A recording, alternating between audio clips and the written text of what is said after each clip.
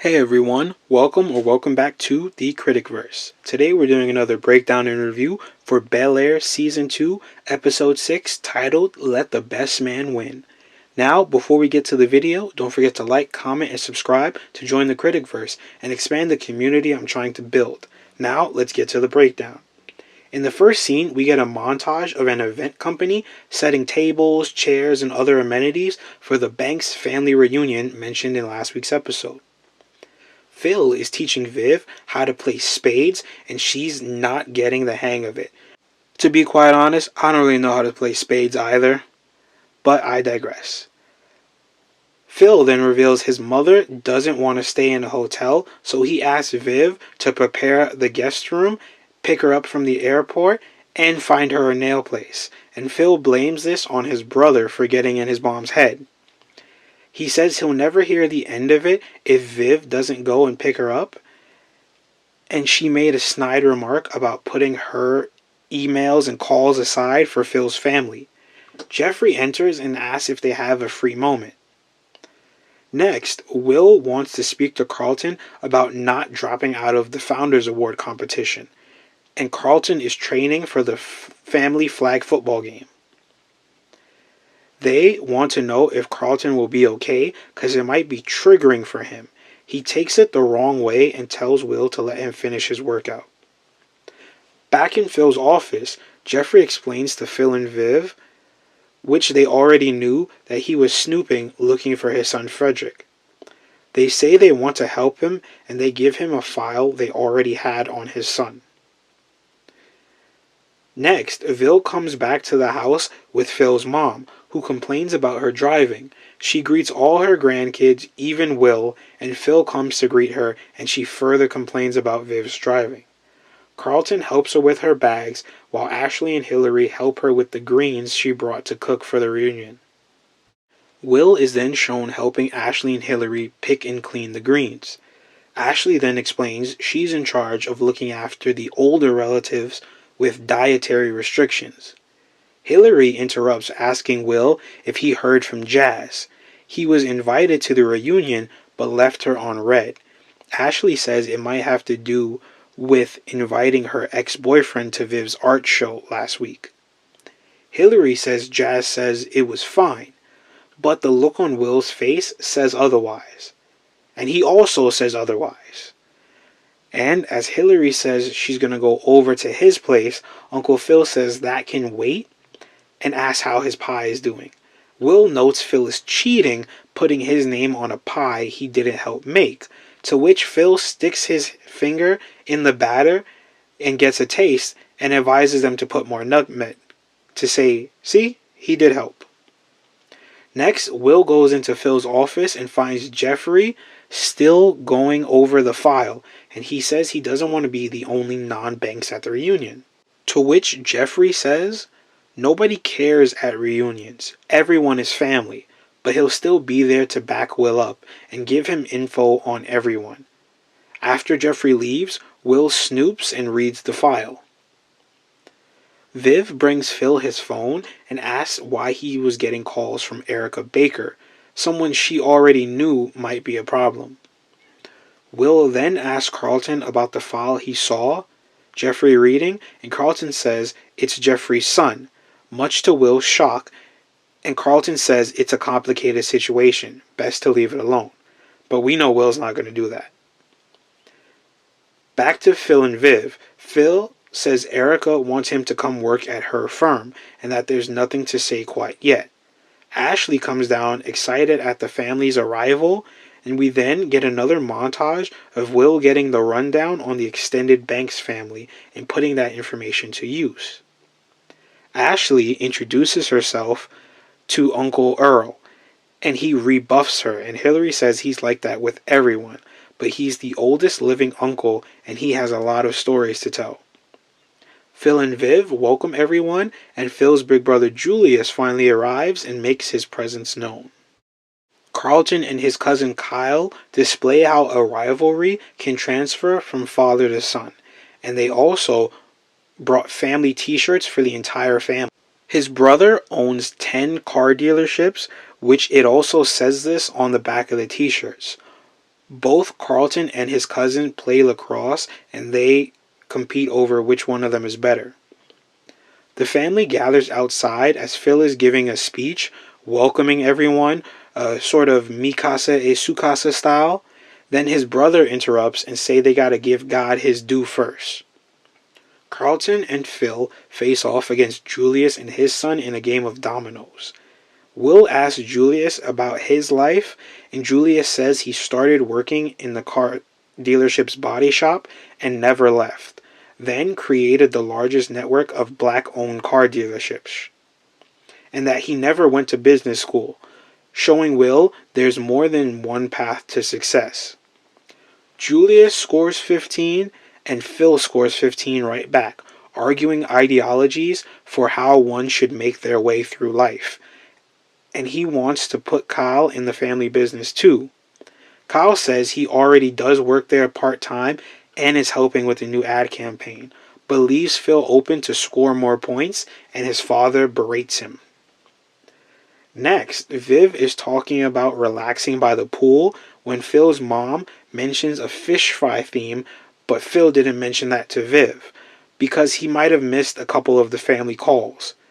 His mom takes over in the kitchen, which does exhaust Viv. Hillary is texting Jazz, who still hasn't responded since last week's episode, but she hears LaMarcus, and Phil greets him, but also receives a warm welcome from Granny Banks, to Hillary's annoyance. Hillary asks her dad why LaMarcus is there, and Phil says he thought it was okay since she invited him to Viv's art show. Plus, he wants to win the flag football game with a real baller on his team. Will gives his 2 cents, and Hillary says Jazz can know nothing about this and to keep his mouth shut. Will agrees. Next, Viv is showing off her art, but Phil makes her put that on hold to play spades. She chastises him for calling them a team, but not sharing the Erica information with her. But he says it wasn't really anything to share, and he still has spades on his mind, and she relents. While playing spades, Phil and Julius argue who their mother is going to live with. Julius says that if she comes to live with Phil, all the work is going to fall on Viv, who pretends to be flustered only to pull off the win, and they celebrate. Ashley brings Uncle Earl some food and eats with him, even though he's still closed off. Next, Hillary walks into the living room to see LaMarcus playing the piano and play with her little cousins, and asks to speak to him privately, and tells him they aren't getting back together no matter how good it feels, which was a weird thing to say. But she brings up Jazz, and LaMarcus asks why isn't he there, but says he's just there to do Mr. Banks a solid and get some food with no ulterior motive. Sure, buddy. Jeffrey says Phil wanted him to tell Hillary it's time to judge the pies anonymously, and then tells Jeffrey to tell her which one is his. And the last 2 pies come down to obviously Phil and Julius's pies, respectively. And Hillary votes for Julius's pie to spite Phil, which he then reveals that he cheated and Hillary made the pie. Will then brings Jeffrey a slice of pie and says Hillary tanked Uncle Phil's pie on purpose. Jeffrey notes it was probably revenge for inviting LaMarcus. Will comes clean about reading the file, and turns out Jeffrey's son lives in London.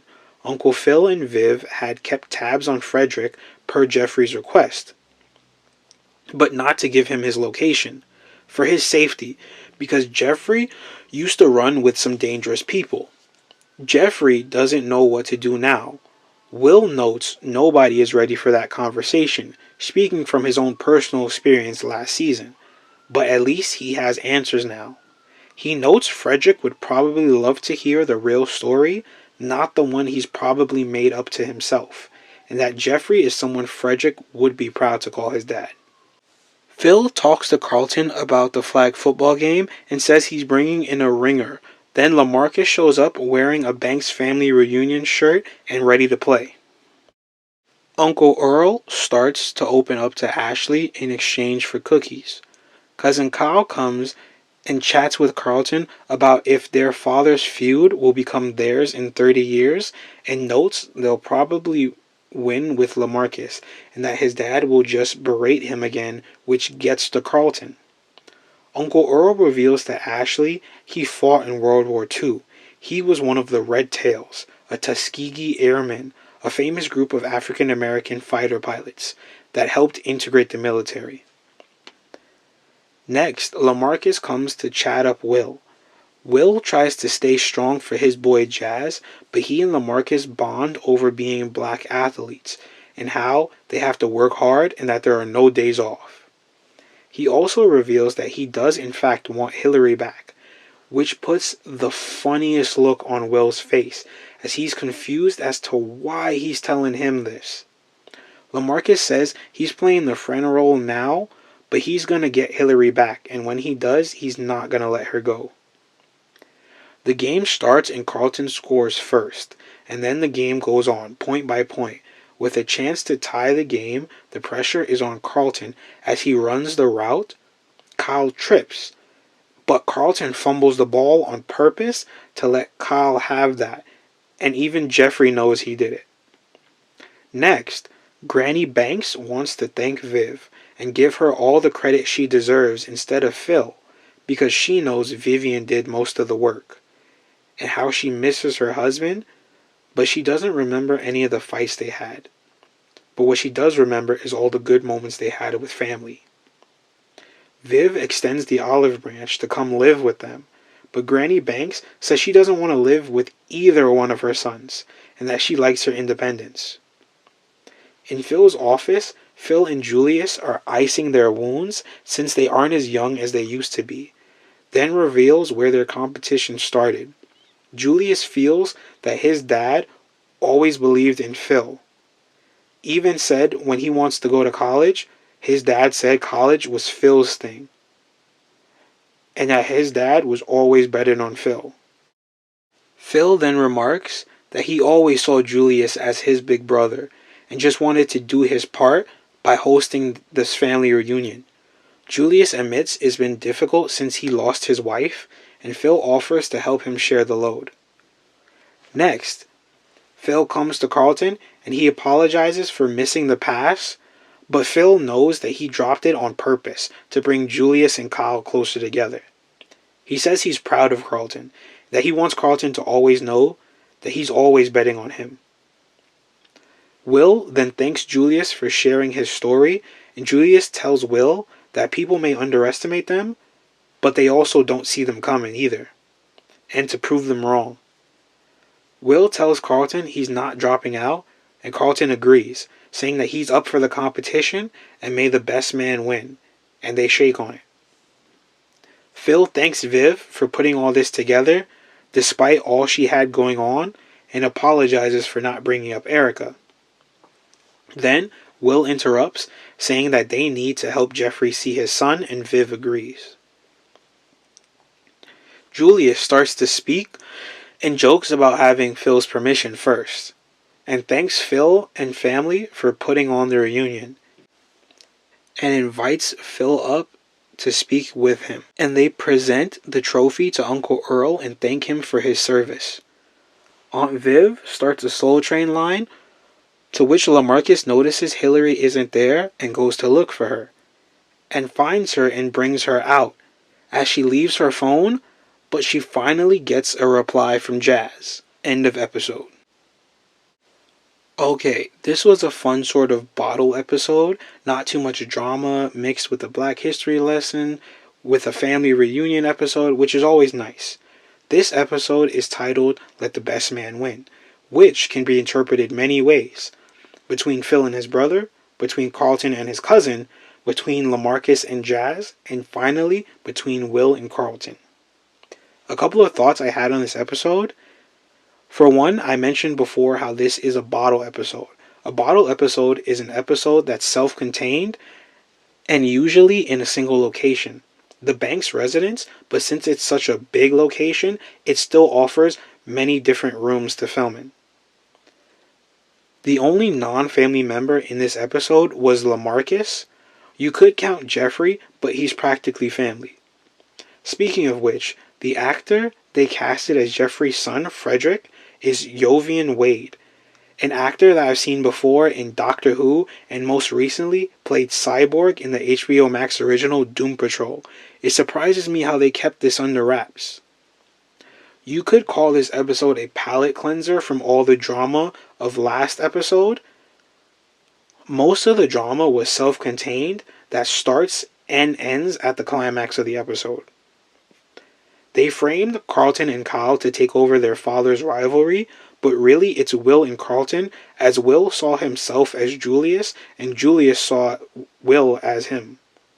This episode teed up the upcoming drama between Will and Carlton, Hillary's love triangle, and Phil and Viv's marriage issues, with Phil not valuing Aunt Viv, which he says he will, but an upcoming line from Viv that hasn't been said yet shows otherwise.